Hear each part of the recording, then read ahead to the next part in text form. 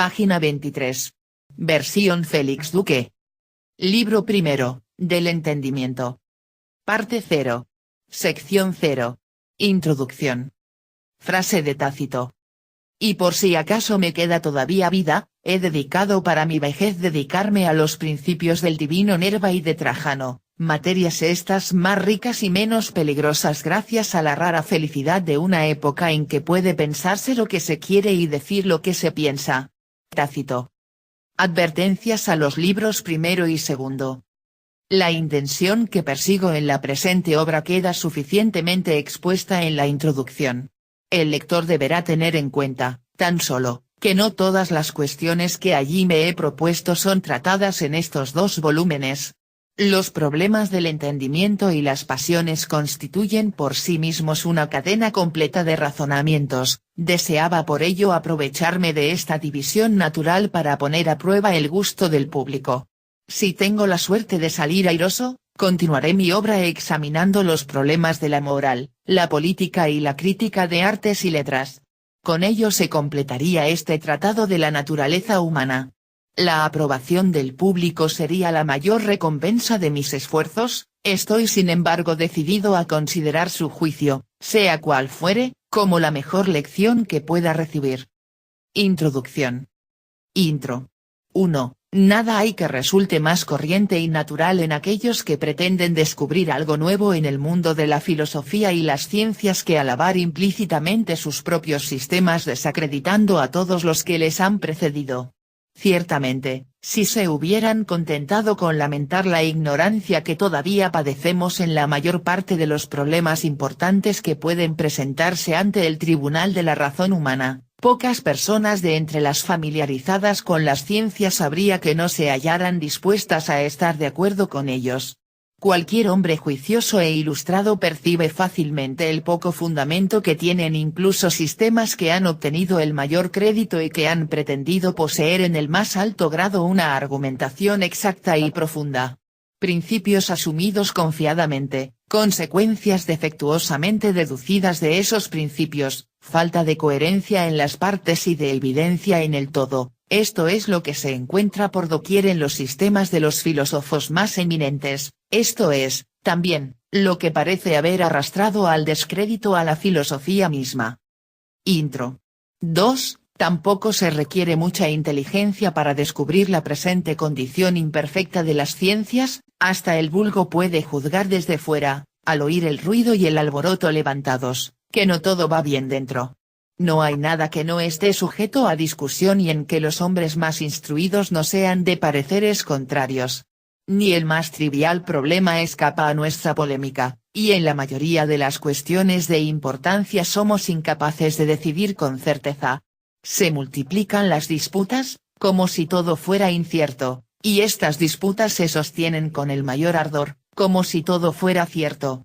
En medio de todo este bullicio, no es la razón la que se lleva el premio, sino la elocuencia. No hay hombre que desespere de ganar prosélitos para las más extravagantes hipótesis con tal de que se dé la maña suficiente para presentarlas con colores favorables.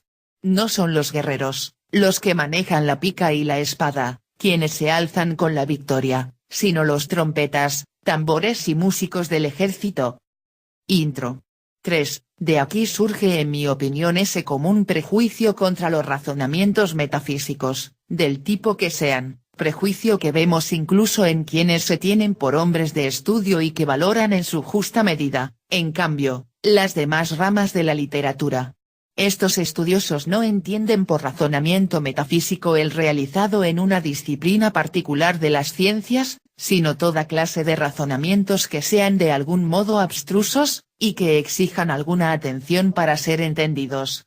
Hemos gastado con tanta frecuencia nuestros esfuerzos en investigaciones de ese tipo que por lo común las damos de lado sin vacilación, y tomamos la resolución de que si tenemos que ser presas de errores y engaños, que estos sean al menos algo natural y entretenido.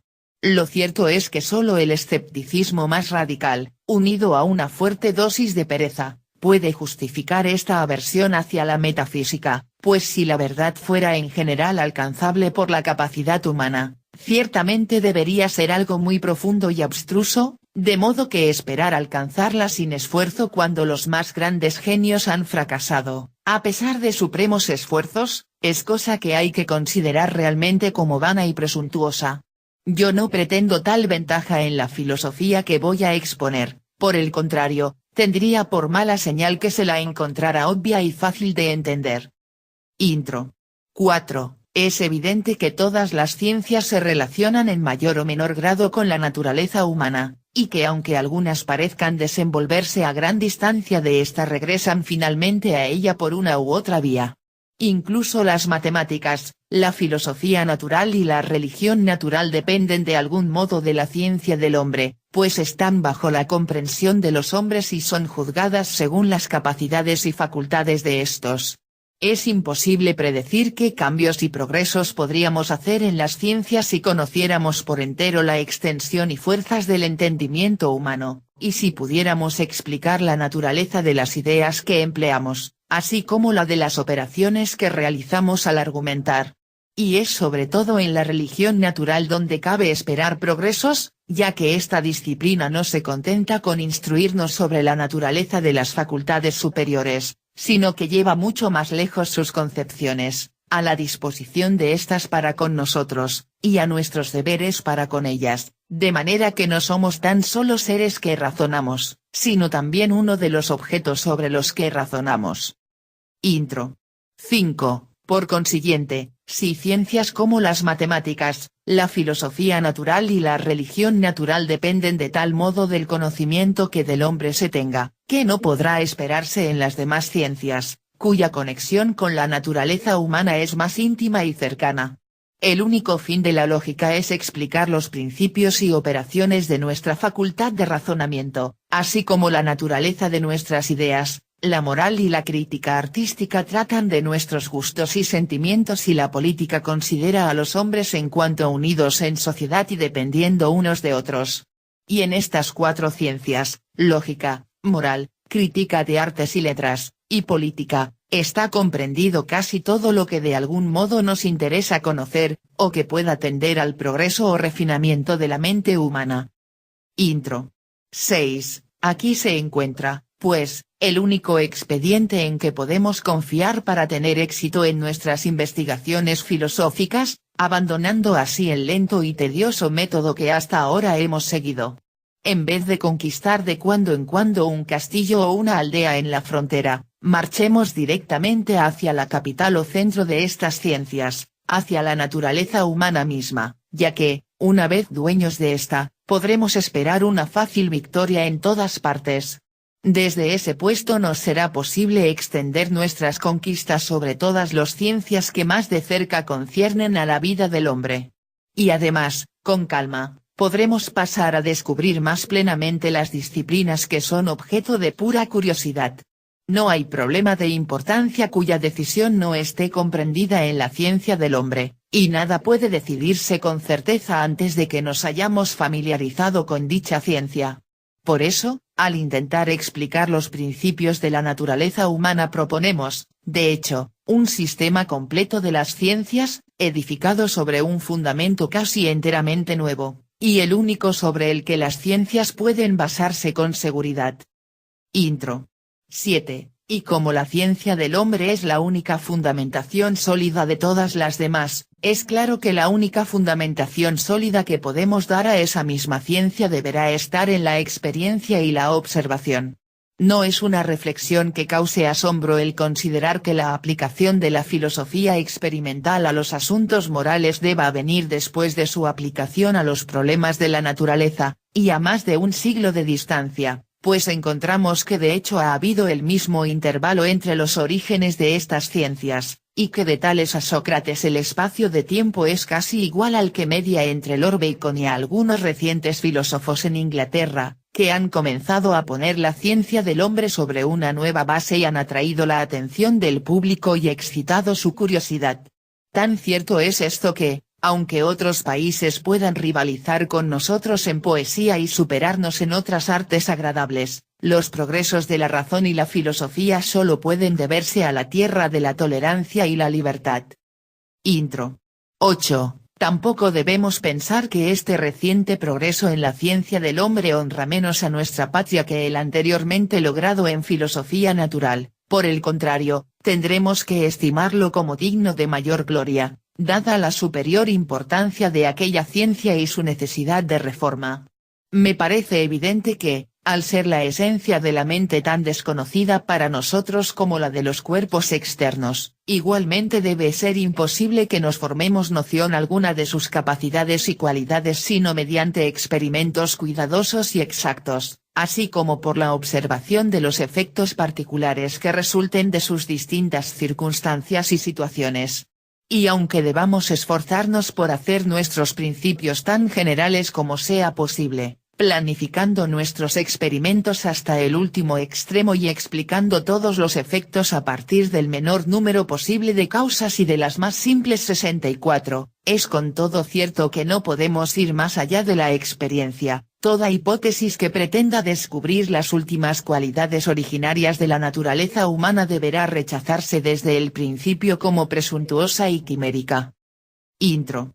9. No creo que el filósofo que se aplicase con tal seriedad a explicar los principios últimos del alma llegara a mostrarse gran maestro en esa ciencia de la naturaleza humana que pretende explicar, o muy conocedor de lo que sería naturalmente satisfactorio para la mente del hombre. Pues nada es más cierto que el hecho de que la desesperación tiene sobre nosotros casi el mismo efecto que la alegría, y que tan pronto como conocemos la imposibilidad de satisfacer un deseo desaparece hasta el deseo mismo. Cuando vemos que hemos llegado al límite extremo de la razón humana nos detenemos satisfechos, aunque por lo general estemos perfectamente convencidos de nuestra ignorancia y nos demos cuenta de que nos es imposible dar razón de nuestros principios más universales y refinados, más allá de la mera experiencia de su realidad, experiencia que es ya la razón del vulgo, por lo que en principio no hacía falta haber estudiado para descubrir los fenómenos más singulares y extraordinarios. Y del mismo modo que esta imposibilidad de ulteriores progresos es suficiente para convencer al lector, así es posible que el escritor que trate de esos temas logre convencer de un modo más refinado si confiesa francamente su ignorancia, y si es lo suficientemente prudente como para evitar el error en que tantos han caído de imponer a todo el mundo sus propias conjeturas e hipótesis como si fueran los más ciertos principios. Y si puede conseguirse una tal satisfacción y convicción mutuas entre maestro y discípulo, no sé qué más podemos pedir a nuestra filosofía. Intro. 10. Ahora bien, por si se creyera que esta imposibilidad de explicar los últimos principios es un defecto de la ciencia del hombre, yo me atrevería a afirmar que se trata de un defecto común a todas las ciencias y artes a que nos podemos dedicar, lo mismo si se cultivan en las escuelas de los filósofos que si se practican en las tiendas de los más humildes artesanos. Ni unos ni otros pueden ir más allá de la experiencia, ni establecer principio alguno que no esté basado en esa autoridad. La filosofía moral tiene, la desventaja peculiar que no se encuentra en la filosofía natural de que al hacer sus experimentos no puede realizar estos con una finalidad previa, con premeditación, ni de manera que se satisficiera a sí misma con respecto a toda dificultad particular que pudiera surgir. Cuando no sé cómo conocer los efectos de un cuerpo sobre otro en una situación dada, no tengo más que colocarlos en esa situación y observar lo que resulta de ello. Pero si me esforzara por esclarecer del mismo modo una duda en filosofía moral, situándome en el mismo caso que quiero estudiar, es evidente que esta reflexión y premeditación dificultaría de tal forma la operación de mis principios naturales que sería imposible inferir ninguna conclusión correcta de ese fenómeno. En esta ciencia, por consiguiente, debemos espigar nuestros experimentos a partir de una observación cuidadosa de la vida humana, tomándolos tal como aparecen en el curso normal de la vida diaria y según el trato mutuo de los hombres en sociedad, en sus ocupaciones y placeres. Cuando se realicen y comparen juiciosamente experimentos de esta clase, podremos esperar establecer sobre ellos una ciencia que no será inferior en certeza, y que será muy superior en utilidad, a cualquier otra que caiga bajo la comprensión del hombre. Página 29.